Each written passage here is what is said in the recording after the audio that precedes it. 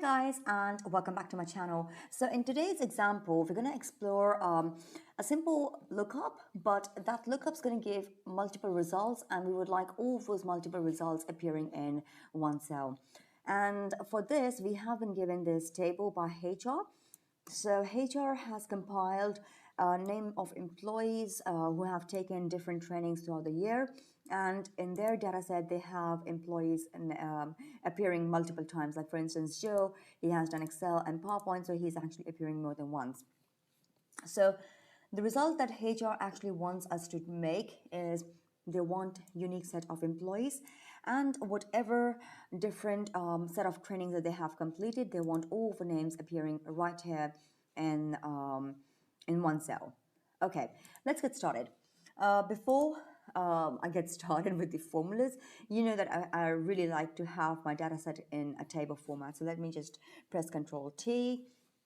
Yes, my table does have headers, and I like this simple format of black header. Okay, now for the unique names of employee, we're just going to use the handy dandy unique function, and as simple as just selecting the range, and there we are, we have unique names appearing. Okay, before I dive into the actual formula we're going to have in this data set, so for the lookup, I'm going to use if, and here's the logic. So I'm saying that if in case this name of employee is appearing, if it's equal to the range right here, okay, then I would like the name of the trainings appearing. All right, I would like this range to be showing me.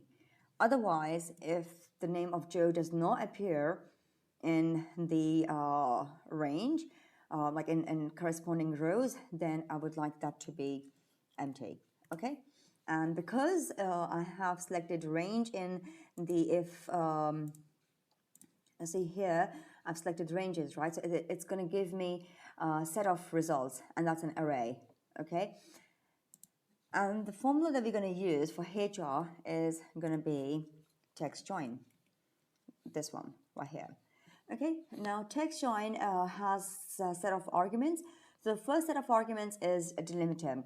So basically Excel is asking us that when Excel has two text, how we would like them to be separated. Okay, so in our case, I would like there to be a comma and a space before the second text appears. So I'm just going to put that in double quotes, comma, space, end quotes. Then it's asking me, because I do know that my result has blanks in it, right? So it's asking me if in case Excel comes across any empty cell, what do I want Excel to do? And I would like Excel to totally ignore them, just to skip that row, which is empty cell, right? So I'm just going to write true.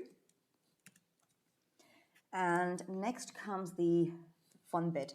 So it's asking me text 1, 2, 3, 4, whatsoever, right? But I'm just simply, because I know it's an array, I'm just going to simply click on the first cell, hashtag, and close. And there you have it. We have a result. But because it's not just like one employee that I want the result for, I've got like multiple employees, right?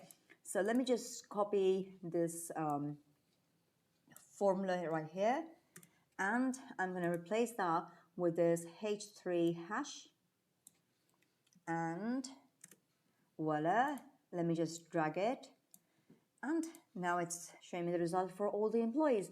Martha has only done Excel.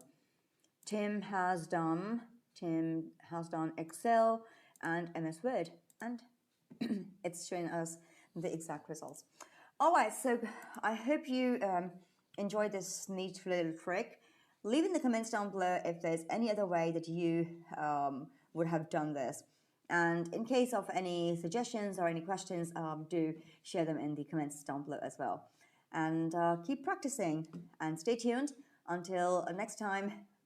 Much love and God bless. Bye. Well guys, that's it for today. I hope you enjoyed the video. If you did, give it a thumbs up. and share with your family and friends. And if you haven't already subscribed to my channel, I don't know what you're waiting for. Subscribe to my channel. Alright guys, until next time, much love. God bless. Bye.